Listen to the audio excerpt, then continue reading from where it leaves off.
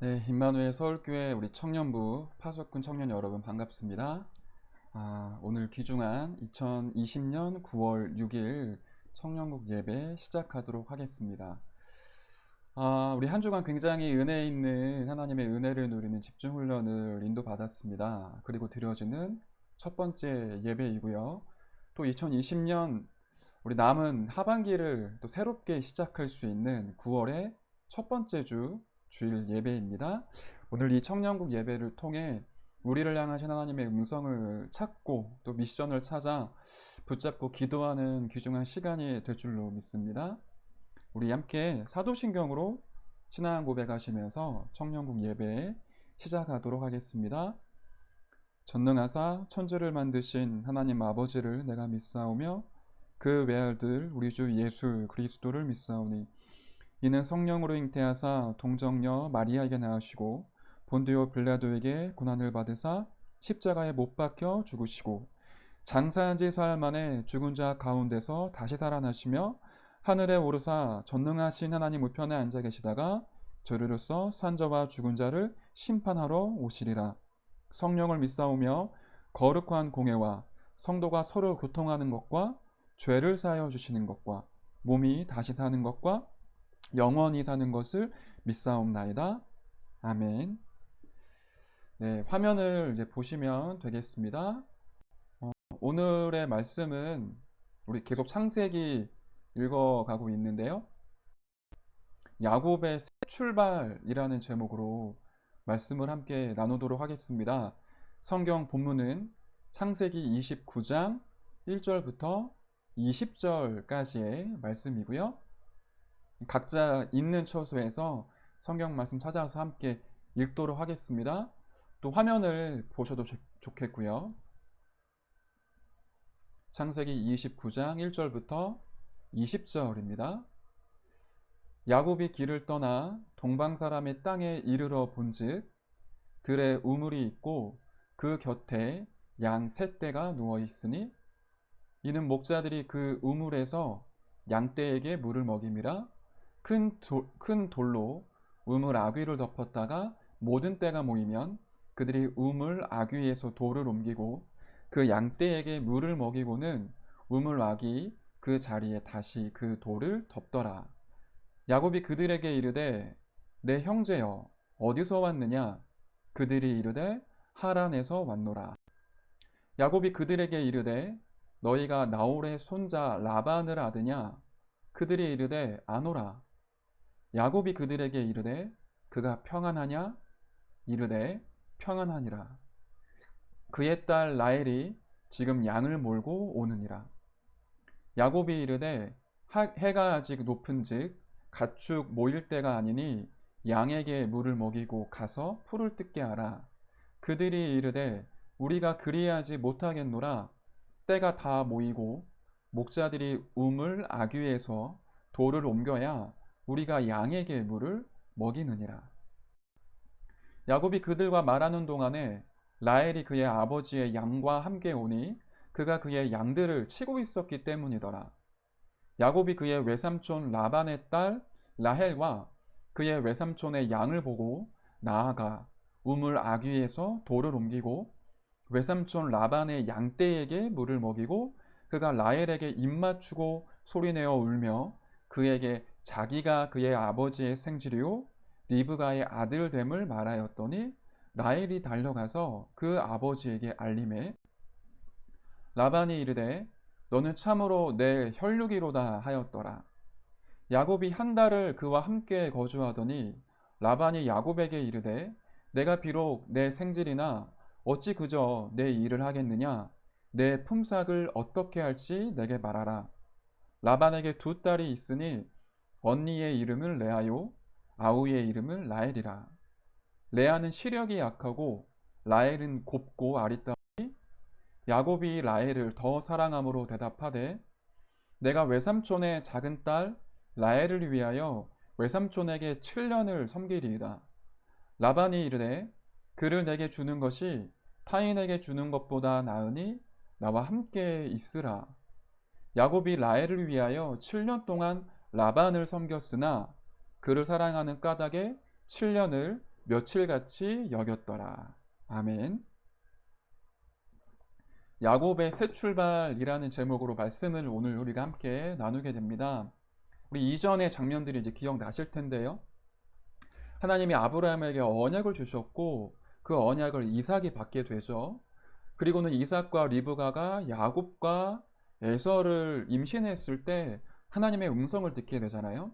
큰 자가 작은 자를 섬기리라. 다시 말하면 하나님의 이 언약의 흐름은 야곱에게 흘러가도록 하나님께서 말씀으로 확정을 하신 거죠. 에서도 야곱도 그리고 이삭도 리브가도 이 사실을 알고 있었는데 이 사실 하나를 두고 장자권을 빼앗는 인본주의가 가정 안에 일어나게 되죠. 리브가가 야곱에게 이제 몸에 털을 붙이게 하고 아버지께 가서 장자권을 얻는 그 축복 기도를 받는 인본주의를 사용하게 되고요. 에서가 여기에 완전히 노하여서 이제 이삭을 죽이겠다고 하는 상황이 벌어졌습니다. 야곱을 죽이겠다라고 하는 그 상황이 벌어지게 됐죠. 그래서 야곱이 그 형 에서를 피해 이제 외삼촌 라반 집으로 가는 길이었습니다. 그 길 속에 우리가 잘 아는 베델에 머무르게 되죠. 그 베델에서 여호와 하나님을 만나 그 하나님의 말씀을 언약으로 붙잡고 기도하고 힘을 얻어 새롭게 출발하는 장면이 창세기 29장 본문의 내용입니다.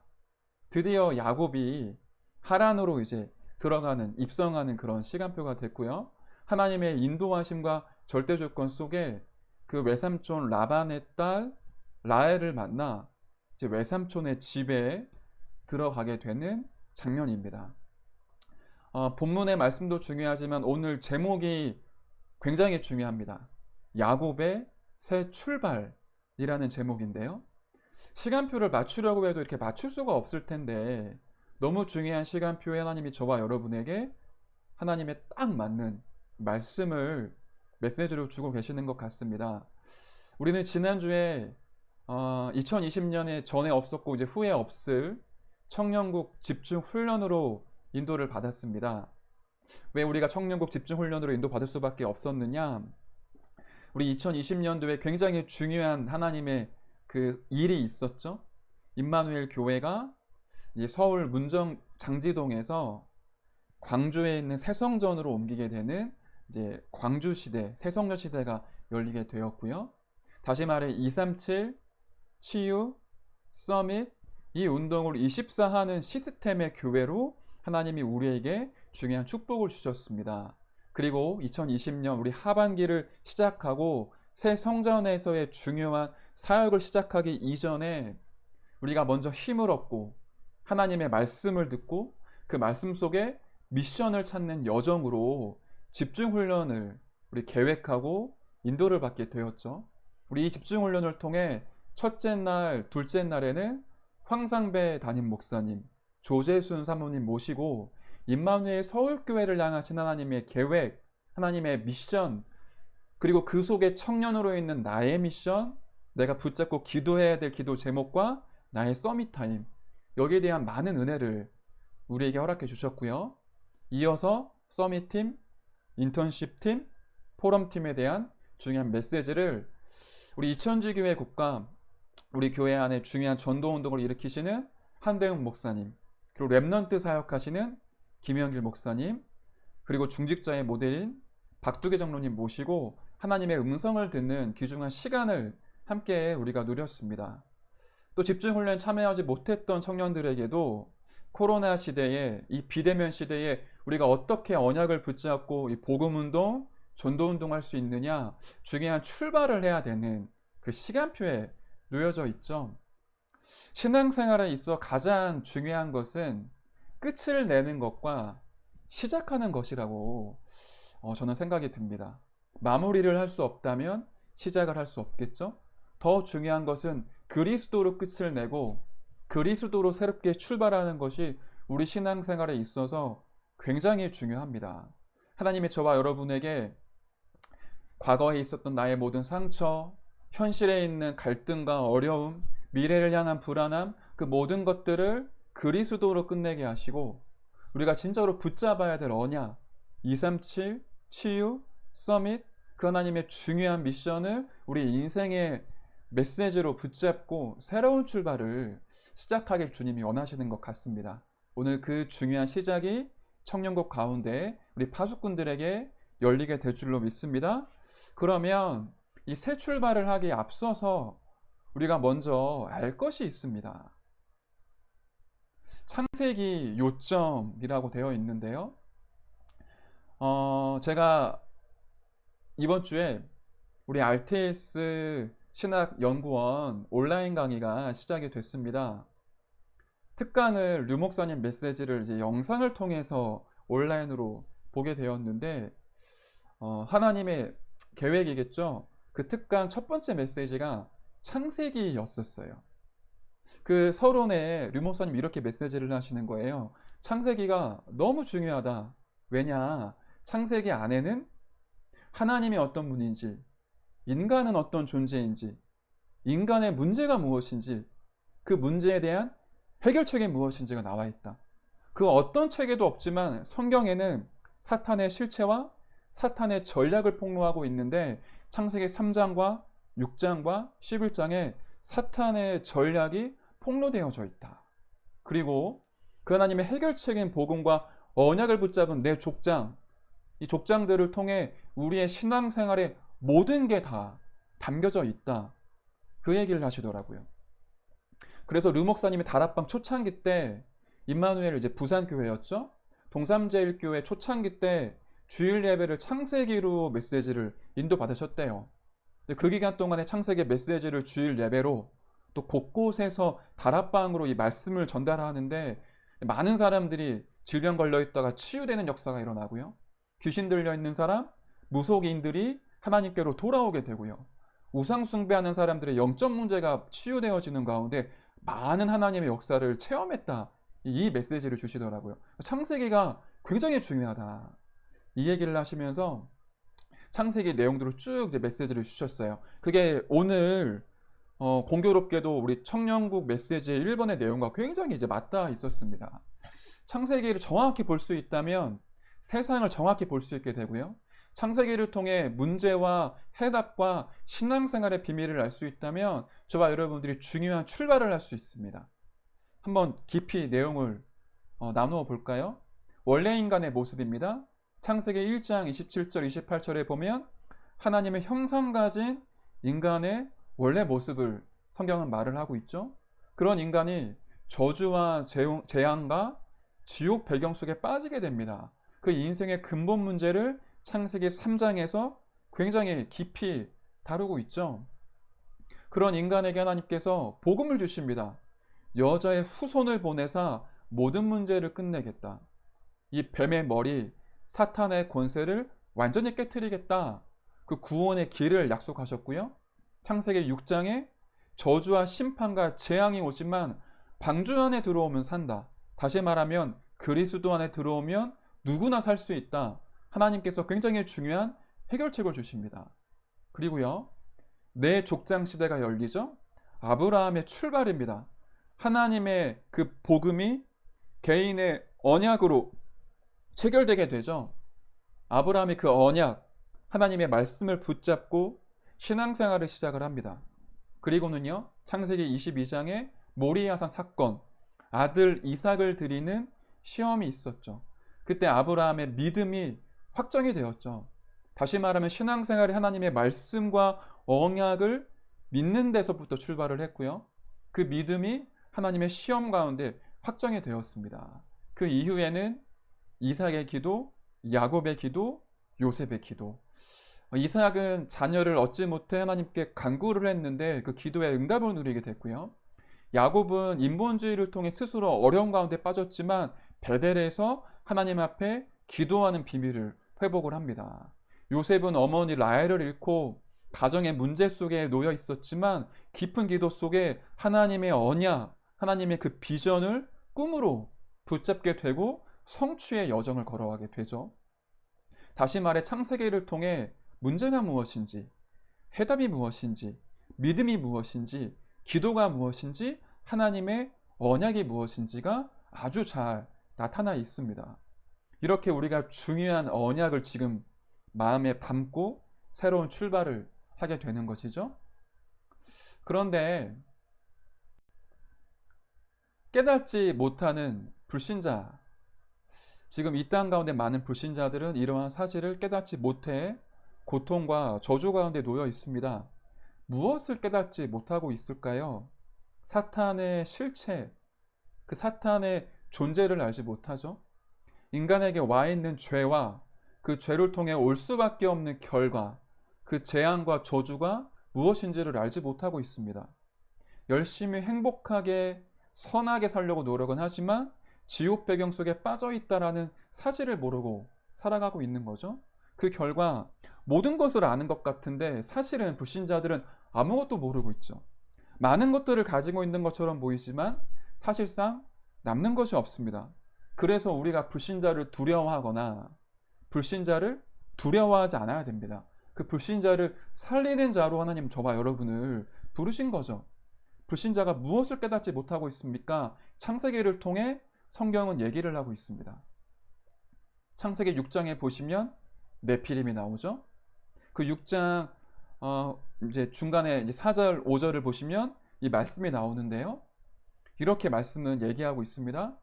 여호와께서 사람의 죄악이 세상에 가득함과 그의 마음으로 생각하는 모든 계획이 항상 악할 뿐임을 보시고, 불신자들이 여기에 빠져 있는 거죠. 나름대로 행복하게, 나름대로 성공을 향해 그 물질을 얻기 위해 달려가고 있지만 하나님이 보실 때에 그 죄악이 세상에 가득했다. 그 마음으로 생각하는 모든 계획이 항상 악했다. 왜요? 사람들이 행복하게 살고 선하게 살고 나름대로 열심히 살아가고 있는데 왜 악하다고 얘기를 합니까? 하나님을 떠나 있는 지옥 배경 그 자체가 사실은 저주와 죄악인 거죠. 제가 요 근래 이제 유튜브를 통해 어떤 사건을 이제 보게 됐는데, 여러분들 혹시 촉법소년이라는 단어를 들어보신 적이 있습니까? 제가 알기로 19세 이하 되는 청소년들이 범죄를 저질러도 이제 그 범의 그 죄를 통해 뭐 이렇게 감옥에 가게 되거나 그 형벌을 받게 되는 게 굉장히 이제 약하고 없죠. 가장 심한 게 보통 뭐 소년원을 가거나 이제 보호관찰소로 들어가게 되죠. 그런 시기를 보고 청소년, 촉법소년이라고 얘기를 하는데, 얼마 전에 이런 일이 있었어요. 만으로 13살인 청소년들이 한 6, 7명이 그 차를 훔쳐서는 막 질주를 했던 겁니다. 서울에서부터 이제 막 지방으로 내려가는데, 하필이면 20대 청년, 나름대로 자기가 이제 학비를 벌고 그 학비 생활비를 벌어서 살고자 했던 이 청년이 밤에 배달 아르바이트를 하고 오토바이를 타고 가는데, 이 청소년들이 그 차를 훔치고는 운전을 하다가 뒤에서 그 오토바이를 타고 가는 그 20대 청년을 들이받게 됐어요. 그 즉시 그 현장에서 그 20대 청년은 즉사를 했고, 이 청소년들이 이제 뺑소니를 치고 도망을 갔던 거죠. 그러니까 나중에 이제 이 아이들이 잡혀서 이제 현장으로 이제 돌아오게 된 겁니다. 근데 목격자들의 얘기를 들어보니까 이 청소년들이 그 죽어 있는 자기들이 사고를 내서 지금 사망한 그 청년 앞에서 이제 웃고 떠들고 손짓으로 이제 죽었다라는 표시를 하면서 그 사람 얼굴에서 이제 조롱하는 듯한 그런 행위를 했다고 하더라고요. 그리고는 자기들의 페이스북과 인스타그램에 굉장히 자랑스럽게 막 사진 올리고 나 이제 소년원 간다. 아, 재수없게 사람이 죽었다. 이런 것들을 굉장히 이제 나름대로 영웅적인 그런 모습으로 인스타그램 그리고 페이스북에 이제 글을 올렸던 거예요.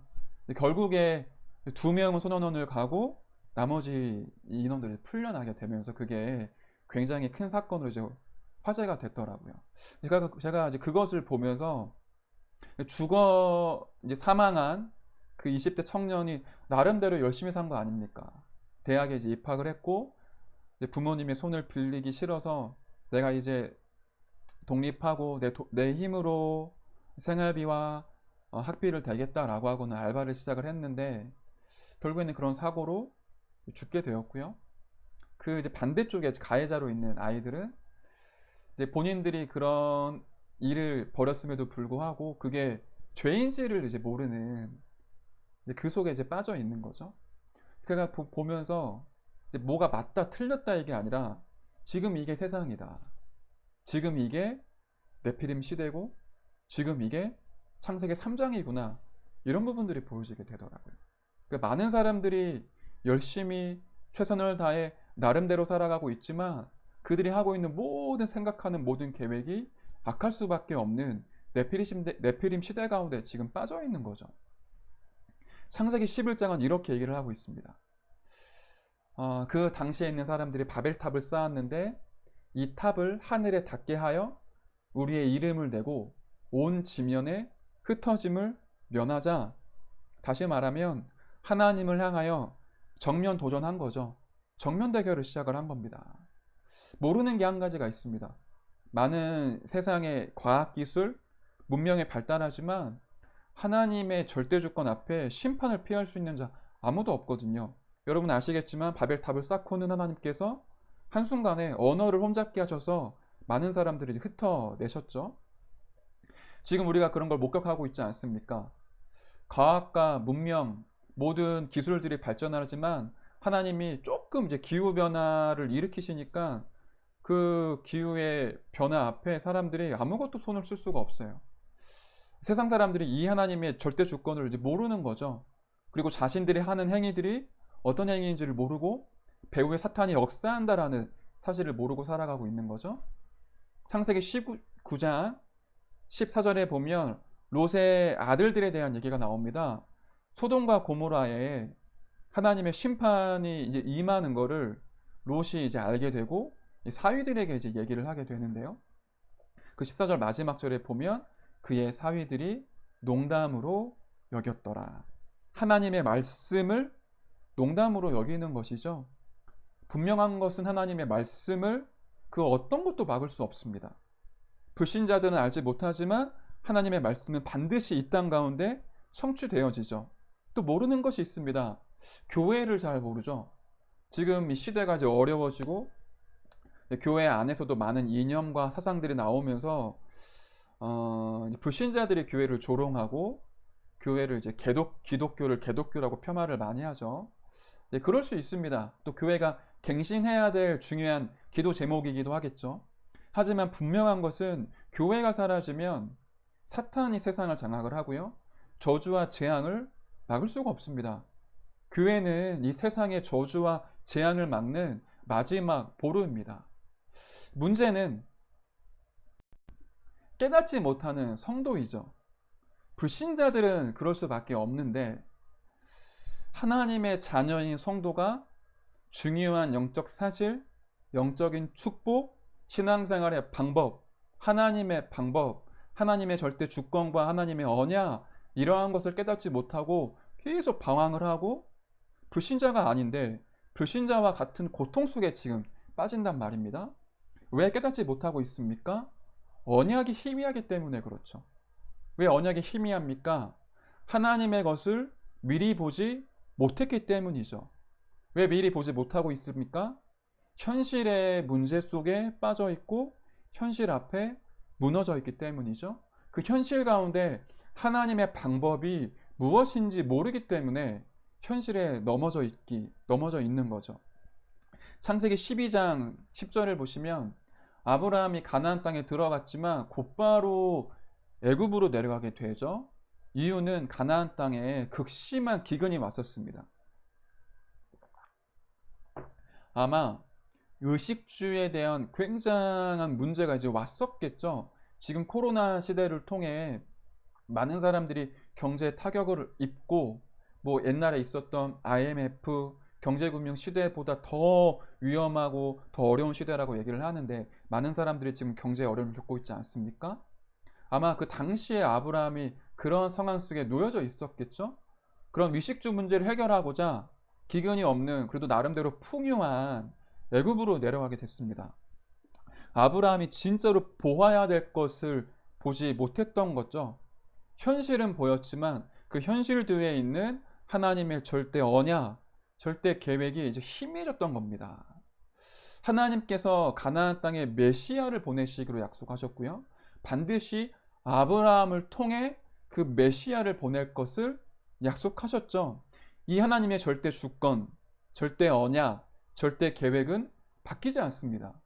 그 가나안 땅에 기근이 오고 저주와 재앙이 아무리 와도 아브라함은 죽을 수가 없어요. 아브라함은 망할 수가 없죠. 그 증거로 애굽에 내려갔던 아브라함이 은근 보화를 가지고 가나안 땅에 입성을 다시 들어오게 됐고요.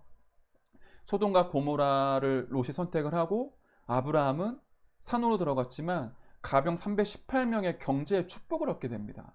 사실은 그 현실의 어려움, 경제의 어려움이 아브라함에게 중요한 것이 아니었죠. 아브라함이 진짜로 봐야 될 것은 절대 언약, 절대 계획, 절대 여정을 봤었어야 되는 것이죠. 근데 많은 성도들과 많은 랩런트들이 현실의 문제에 빠져 있습니다. 저와 여러분도 어쩌면 현실 앞에 하나님의 언약을 저울질하고 있는 것이신지도 모르겠습니다. 창세기 13장 11절, 17절에는 롯이 소돔과 고모라를 선택하는 장면이 나오죠. 롯이 소돔과 고모라를 보는 눈입니다. 여호와의 동산 같고 애굽 땅과 같았더라. 롯이 볼 때에는 이 소돔과 고모라의 그런 영적인 현 주소는 보이지 않았던 것이죠. 청년들을 현장에서 만나는데 많은 청년들이 이런 질문들을 하고 얘기도 하더라고요. 너무너무 성공을 하고 싶대요.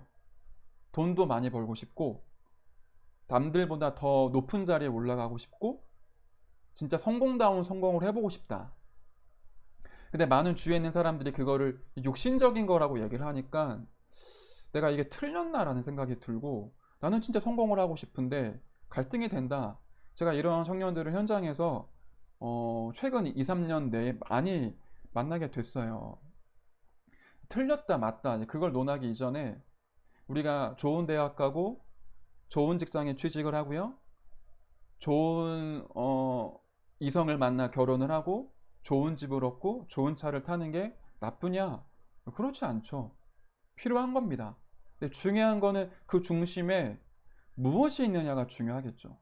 그 중심에 그리스도 복음이 있다면 복음을 위해 좋은 대학에 가고 복음을 위해 좋은 직장에 들어가고 진짜 전도와 선교를 위해 내가 하나님이 딱 지어주신 배필을 만나 좋은 집에 들어가 미션맨 축복을 누리고 전도자의 발인 차를 사고 그거 얼마나 좋은 겁니까? 근데 그 중심에 나라는 게 들어와 있고 물질이라는 게 들어와 있으면 결국에는 그 물질에 내가 노예가 되고 나의 노예가 되고 포로가 되고 그 물질에 집착할 수밖에 없게 되겠죠.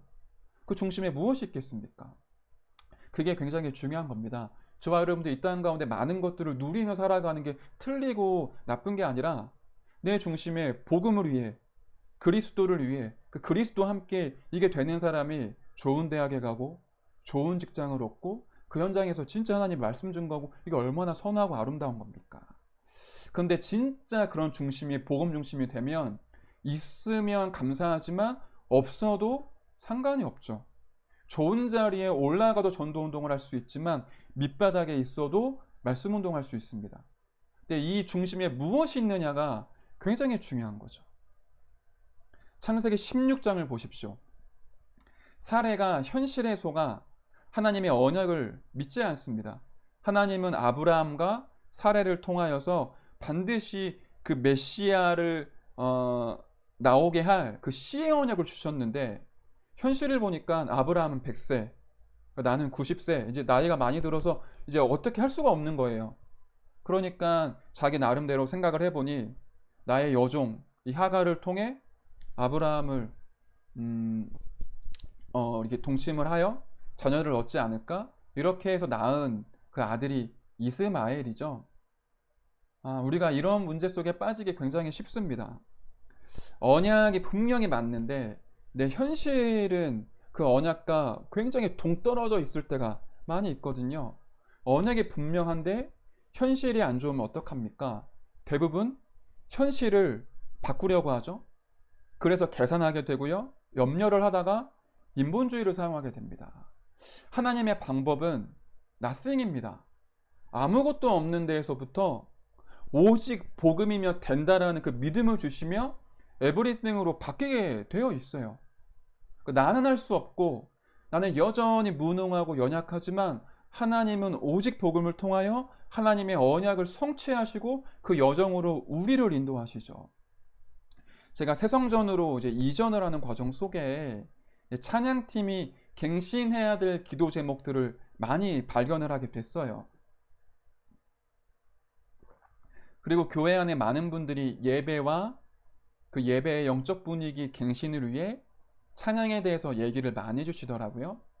그러니까 제 마음속에도 진짜로 기도를 하고 하나님의 언약을 찾고 응답을 받아야겠다라는 마음이 드는데 막상 찬양팀 안의 현실은 녹록치 않은 거예요. 뭐 한 가지 예를 들면 우리 본당 안에 이제 모든 것들이 이제 새 거로 다 이제 구비가 되어졌죠. 그러는 가운데 이제 악기를 이제 새 거로 교체해야 될 시기가 와서 교회에 이제 이런 악기가 필요합니다라고 이제 올려드렸는데 결국에는 이제 보류가 됐어요. 이러한 일들이 찬양팀이 걸어왔던 여정 속에 많이 있었거든요. 뭐 예를 들면 연습실 장소가 이제 없어서 이제 많이 헤매기도 하고 이제 악기가 필요한데 이제 악기를 구입할 수 없고 근데 더 어려운 건 우리 찬양팀 멤버들이 이제 자주 교회에 올 수 있으면 좋겠는데 스케줄을 보니까 교회 와서 연습하고 예배에 헌신하고 우리 함께 뭐 기도하고 이런 부분들이 쉽지가 않아요. 그러니까 그런 것들을 보니까 제 마음속에 나도 모르게 불신앙이 자꾸만 생기더라고요. 안 될 것 같은데, 어려울 것 같은데, 지금 이 상태로 지금 이게 가능하겠나? 이런 생각이 드니까 막 여러 가지 방법들을 막 찾게 되고요. 근데 그러는 가운데 마음이 굉장히 어렵더라고요. 그 중간에 하나님이 은혜를 주셔서 WRC 메시지에 집중하게 하시는 은혜를 주셨어요. 그 속에 받은 말씀이 미리 보는 거다. 미리 힘을 얻는 거다. 지금 아무것도 없는데 미리 보고 있으면 미리 힘을 가질 수 있고 미리 누릴 수 있다. 정복한 그것을 미리 내가 지금 누리는 거다. 하나님께서 우리 임마누엘 서울교회에 진짜 예배를 회복하게 하시고 진짜 찬양다운 찬양을 회복하게 하시고 다른 교회와 다른 단체가 할 수 없는 유일성이 있는 사람들이 치유하고 살릴 수 있는 이 시대의 영적 문제 3단체의 후유증을 치유할 수 있는 그 예배 그 찬양, 그 문화 그거를 우리에게 허락하시겠구나 그런 확신을 제 마음에 주시니까 제가 힘이 나더라고요. 지금 눈앞에 있는 현실이 중요한 게 아니라 미리 보자. 미리 소유하는 거다. 미리 누리고 미리 정복하고 미리 성취하는 이 속에 들어가면 내가 하는 게 아니라 우리가 이루는 게 아니라 하나님께서 반드시 이루시겠구나 여기에 대한 확신을 주시더라고요. 우리의 신앙생활이 이와 같지 않겠습니까? 저와 여러분의 노력과 열심이 아닌 오직 하나님의 노력으로 그리스도의 열심으로 그 그리스도의 능력으로 우리의 신앙생활이 이루어지게 되어 있습니다. 창세기 25장에 야곱도 이 흐름에 벗어나지를 못해요. 그 아브라함과 사라가 했던 그 불신앙의 그 모습 그대로 닮아가죠. 그리고는 야곱이 불신앙 가운데 이제 빠지고 인본주의를 써서 장자권을 빼앗는 장면이 나오죠. 근데 그 속에 에서를 보십시오. 에서가 장자의 명분을 가볍게 여김이었더라. 성도의 모습이 나옵니다. 교회는 다니고 있지만 하나님에 대해 아무 관심 없고 실상 하나님과 아무런 상관이 없죠. 언약이 나랑 아무런 상관이 없어요. 야곱 같은 경우는 언약은 아는데 그 언약을 응답받기 위해 수많은 수단과 방법과 인본주의를 써요. 하나님의 언약이 이루어질 거라는 확신이 없는 겁니다. 많은 성도들이 교회를 왔다 갔다 하면서 하나님과 멀어져 있고 하나님과의 관계가 깨어져 있고요. 언약을 알고 복음을 알고는 있지만 그 복음이 진짜 이루어진다라는 믿음이 없기 때문에 현장에서는 내 방법, 내 계획, 내 열심으로 살아가면서 신앙생활이 어렵다라고 얘기를 하고 있는 거죠. 이 가운데 우리가 깨달아야 될 성도의 축복이 무엇이겠습니까?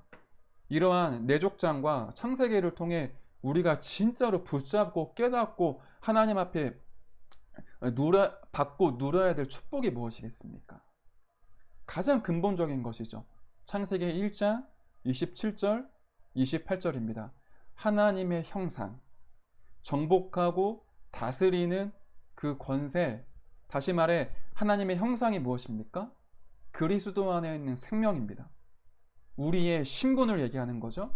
그게 곧 우리의 배경입니다. 우리가 많이 들어서 알고 있지만 우리 신앙생활에 가장 먼저 회복하고 누려야 될 첫 번째 축복은 하나님의 형상, 내게 있는 그리스도의 생명, 나의 배경, 나의 하나님 자녀된 신분, 그것을 누리는 것이고요. 두 번째는 하나님이 우리에게 허락하신 하나님의 능력과 권세입니다. 생육하고 번성하여 충만하며 정복하고 다스리는 그 권세를 저와 여러분에게 허락하셨습니다.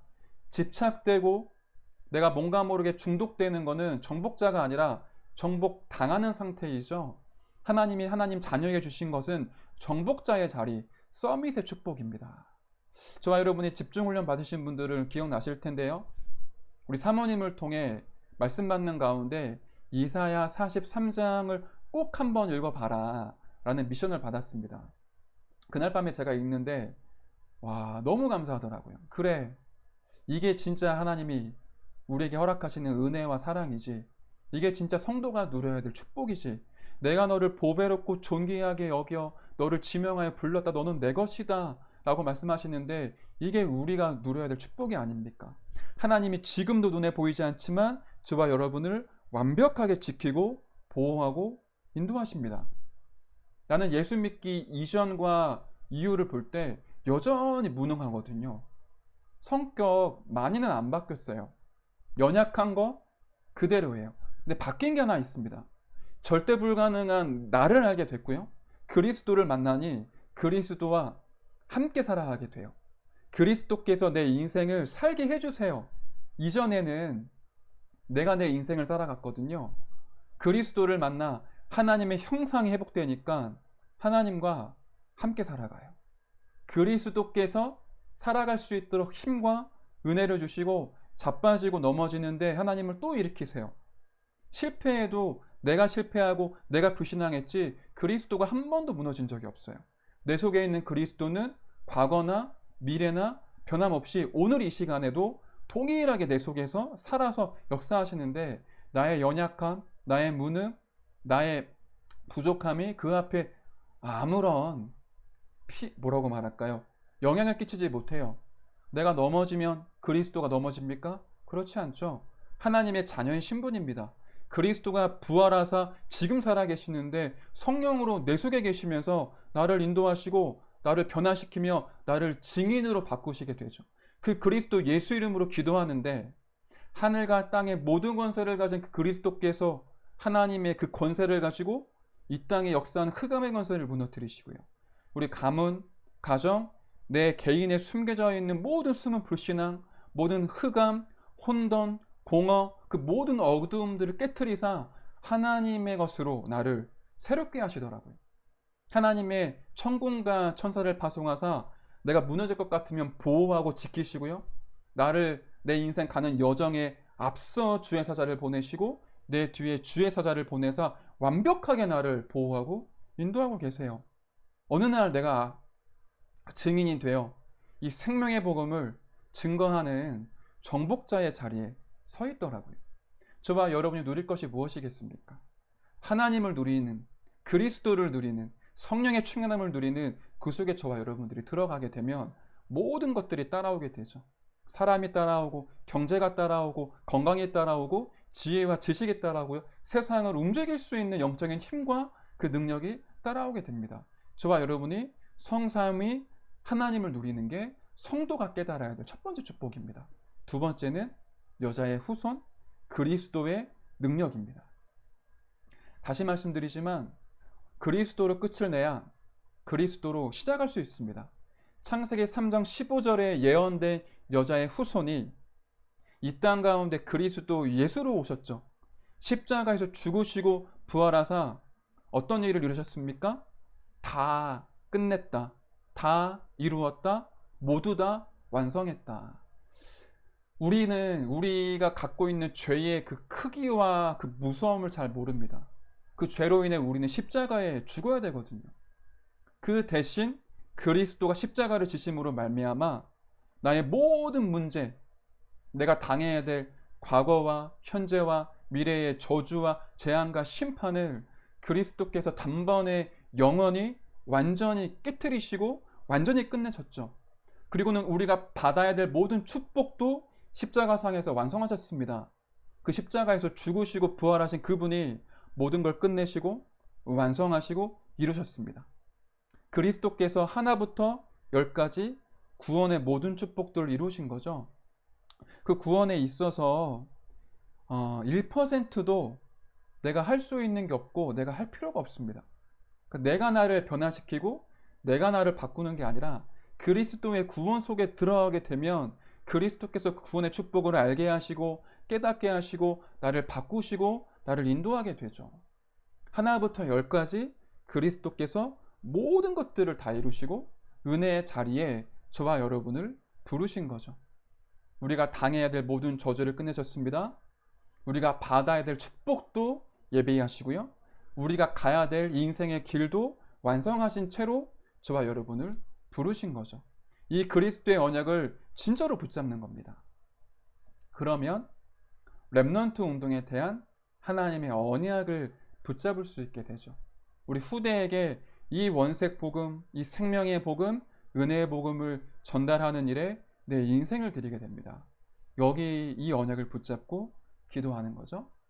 열방을 살리는 하나님의 계획을 붙잡고 기도하는 것입니다.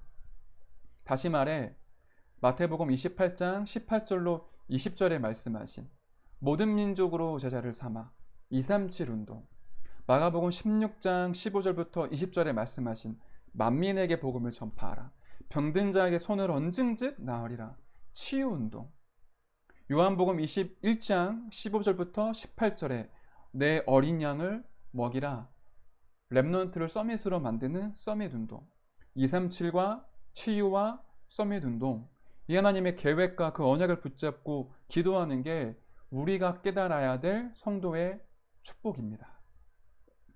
마지막 결론입니다. 야곱이 이제 깨달은 게 무엇이겠습니까?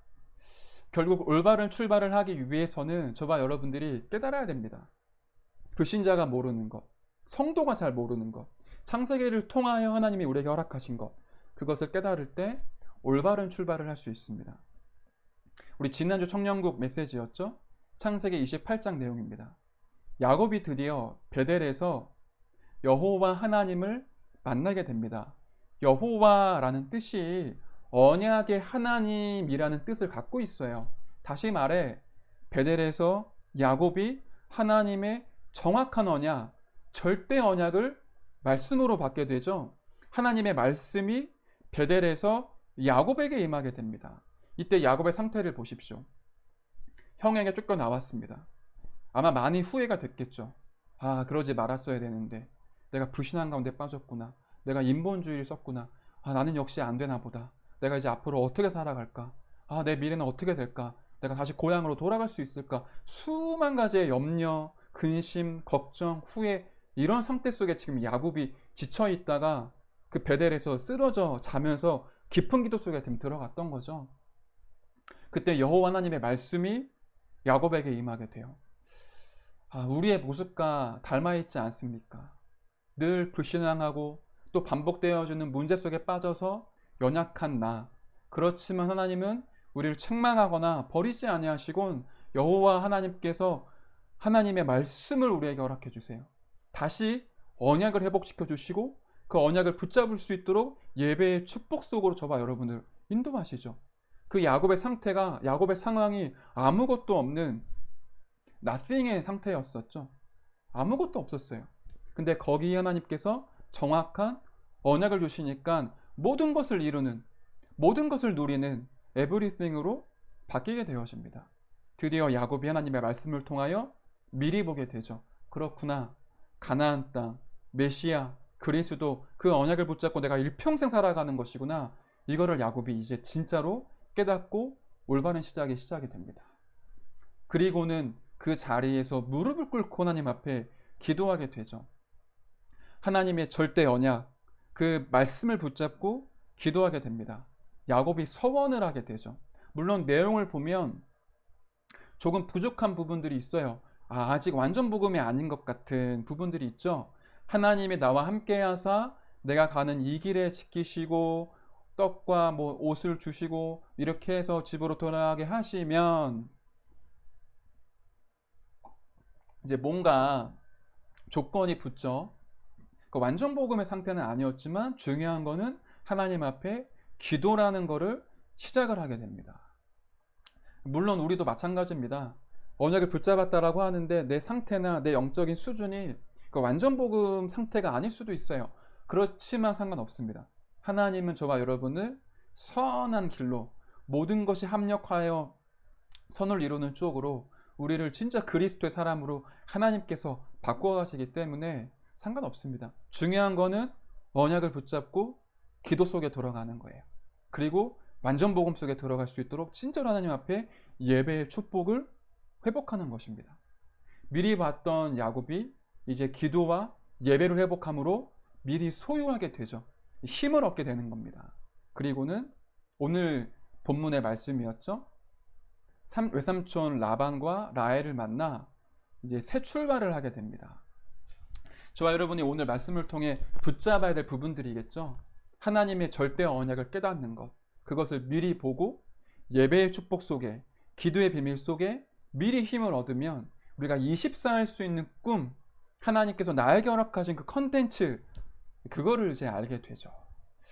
말씀을 마무리하겠습니다.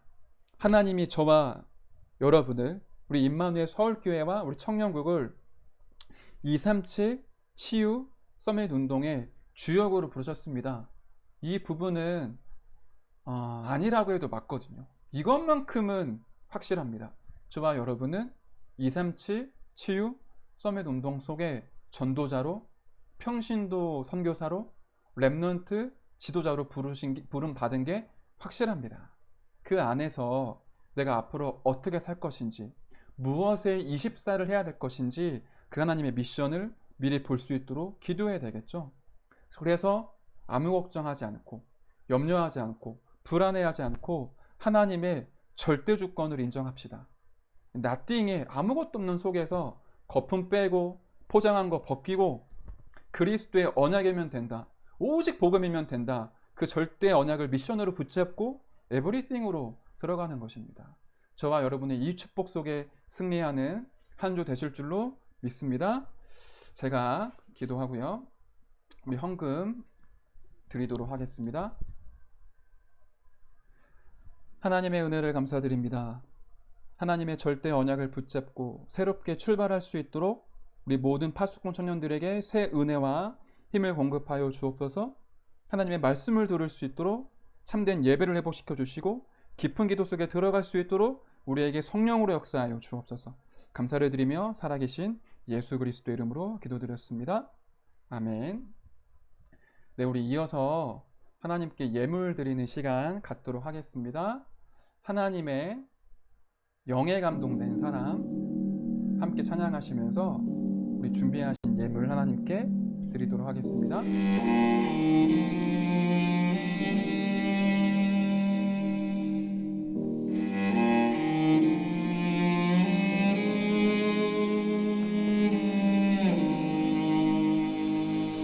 함께 고백합시다. 세상에 살지만 세상에 물들지 않고, 세상에 살지만 세상에 물들지 않고, 성공도 하지만 성공에 매이지 않는 오직 성령의 충만함으로 복음이 말이 아닌 믿음으로 역사하고, 말씀이 글이 아닌 언약으로 성취되는 전도자의 삶 속에서 해답 없는 시대의 아픔을 알고, 성공자의 숨겨진 문제를 치유하는 세상에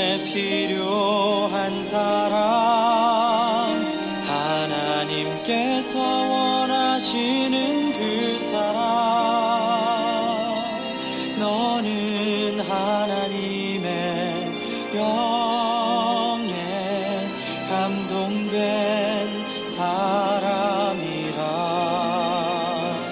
오직 예수로 충분하고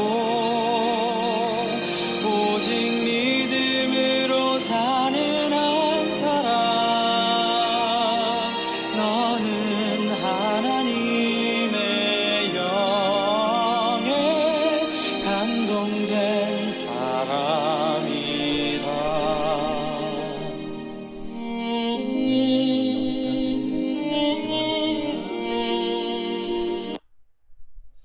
네, 우리 이어서 광고 말씀 전달해 드리도록 하겠습니다.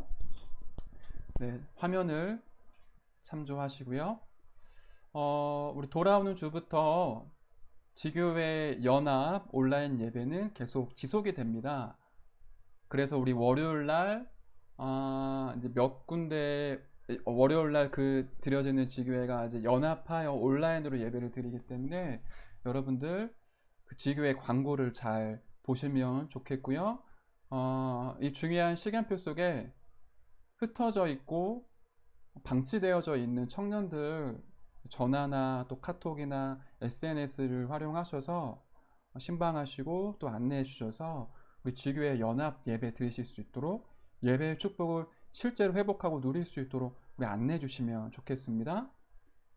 네, 청년국 광고입니다.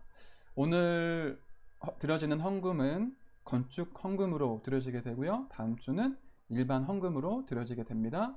온라인 헌금 안내를 보시면 인터넷 뱅킹, 무통장 입금 등을 통해 헌금하시길 원하시는 분은 지금 주보에 있는 계좌로 입금해 주시고요. 입금하실 때 이름 그리고 헌금 종류에 대해서 입금을 해 주시면 됩니다. 여러분이 11조나 뭐 건축, 성교헌금 이런 부분들은 이제 그 교회로 드려지게 되고요. 청년부 감사 그리고 청년부 헌금 같은 경우는 우리 청년부 재정으로 인도를 받게 됩니다. 청년국 예배 안내입니다. 사회적 거리두기 2.5단계 행정명령에 따라 모든 예배가 온라인으로 드려지고 있고요. 아마도 우리 다음 주까지 지속되어지지 않을까 싶은데요. 우리 온라인으로 예배를 드리지만 여러분들이 있는 현장에서 이 시간, 이 자리, 이 현장에 하나님이 진짜 영광 받으시고 임재하시는구나, 그 믿음 가지고 예배를 드리시면 좋겠습니다. 청년국 유튜브 예배는 주일 2부 예배 직후에 바로 시작이 됩니다. 아마 오늘 같은 경우는 제가 교회에 가서 그 음향 리허설 때문에 미리 녹화를 해놓은 상황이라 시간이 조금 일찍 아마 우리 유튜브에 올라갈 수 있을 것 같아요. 참조해 주시길 부탁드립니다. 3번 광고 굉장히 중요합니다. 새 성전 시대의 파트별 헌신자 모집 광고입니다. 저는 우리 청년들이 우리 교회를 진짜로 섬기고 우리 교회를 통해 237 치유 서밋 운동의 주역으로 서는데 마음껏 헌신해 주셨으면 좋겠습니다. 아마 제가 아마 청년이었다면 물론 하나님이 주시는 직분 따라 움직이겠지만 가장 사람들이 하기 싫어하고 힘든 거 해야겠다라는 마음이 들었을 수도 있을 것 같아요. 저와 여러분들이 광고 잘 보시고 새성전 시대 파트별 이제 헌신자로 움직여 주셨으면 좋겠습니다. 일단 새성전 내부 안내 스텝입니다. 약 10명 정도 인원이 필요하고요. 오프라인으로 예배가 이제 시작될 때 이 성전이 굉장히 큽니다. 우리 임마누엘 서울교회 장제 성전보다 한 적어도 5배 정도 생각하시면 될 것 같아요. 굉장히 크기 때문에 성도님들이 어디로 가야 될지, 화장실은 어디에 있는지, 또 랩런트들이 자기 부서는 어디 있는지 굉장히 찾기가 어려울 수 있거든요. 그래서 그 시간에 일부 예배 전에 성도님들을 미리 이제 안내하는 그런 스텝이 약 10명 정도 필요합니다. 그리고 두 번째, 발열 체크, 교인 명단 체크하는 스텝이 필요합니다. 우리 코로나 사태가 계속 이제 지속이 되어지면서 오프라인으로 예배를 드리게 됐을 때 명단을 확인하고 열 체크를 하는 그런 헌신을 우리 청년국과 대학부가 이제 릴레이로 하게 됐었죠. 다시 오프라인으로 예배가 시작이 되면 열 체크를 하고 교인 명단 체크하는 그 사역을 우리 청년국이 담당을 하게 됩니다. 기존에는 임원들 중심으로 움직였었는데 아무래도 새성전으로 이전하게 되면 임원들도 해야 될 일들이 굉장히 많아지거든요. 그래서 새로운 우리 청년들이 필요합니다. 일 자체가 어려운 게 전혀 없기 때문에 저와 여러분들이 이 일에 좀 같이 헌신해 주시고 교회를 위해 기도해 주셨으면 좋겠습니다. 그리고 세 번째, 주일날 담임 목사님 의전입니다.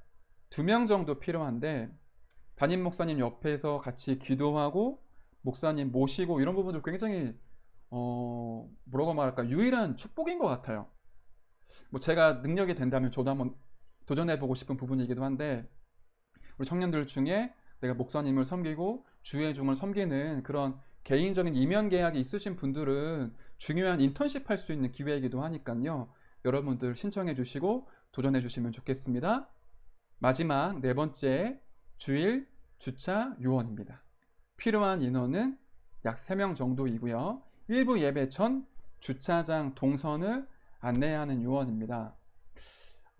세계 랩넌트 대회를 가면 가장 안 보이는 곳에서 헌신하는 그 스텝이 주차 요원인 것 같아요. 그 땡볕에서 이제 사람들 주차하는 차들 안내하는 게 굉장히 힘든 것처럼 보이는데 굉장히 기쁨으로 그 랩넌트를 하는 모습 보면서 야, 감사하다, 이런 생각을 제가 종종 해봤었거든요.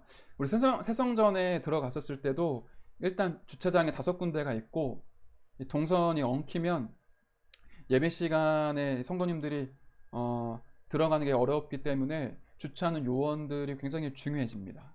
그리고 청년들 중에 좀 건장한 체격을 가지고 체력 좋으신 남자 청년들 같은 경우는 이렇게 주차 요원으로 헌신해 주시면 좋을 것 같아요. 저와 여러분들이 23776 서밋 운동의 주역으로 설 수 있는 굉장히 중요한 시간표이고 그런 기회를 하나님 주신 것 같습니다. 마음껏 교회를 축복하고 기도하고 선원님들을 위해 기도하고 헌신할 수 있는 자리에 저와 여러분들이 인도받았으면 좋겠습니다.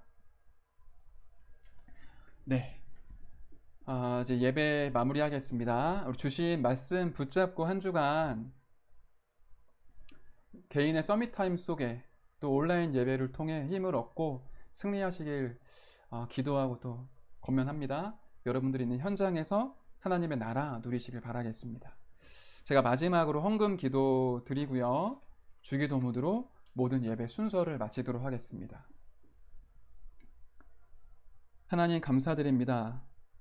우리 청년들이 하나님 앞에 인생을 드리며 준비한 예물을 드렸습니다. 드려진 손길과 그 모든 중심 가운데 하나님께서 참된 응답을 허락하여 주옵소서. 그들의 가정과 산업과 개인의 현장 가운데 하나님의 나라가 임하고 빛의 경제가 회복되어지며 전도자와 교회를 도울 수 있을 만큼의 큰 경제의 축복을 허락하여 주시옵소서. 이 청년들의 전문성과 달란트를 통해 세계복음화가 이루어지기를 간절히 소원합니다. 이들의 마음과 생각과 영혼을 주님 주장하여 주시고 모든 삶의 전문성과 기능을 통하여 참된 전도운동, 선교운동, 랩넌트 운동이 일어나게 하여 주시옵소서. 감사를 드리며 살아계신 예수 그리스도 이름으로 기도드렸습니다. 아멘. 주기도문으로 마치겠습니다. 하늘에 계신 우리 아버지여, 이름이 거룩히 여김을 받으시오며 나라에 임하옵시며 뜻이 하늘에서 이루어진 것 같이 땅에서도 이루어지이다. 오늘날 우리에게 일용할 양식을 주옵시고 우리가 우리에게 죄진 자를 사하여 준 것 같이 우리의 죄를 사하여 주옵시고 우리를 시험에 들게 하지 마옵시며 다만 악에서 구하옵소서. 대개 나라와 권세와 영광이 아버지께 영원히 있사옵나이다.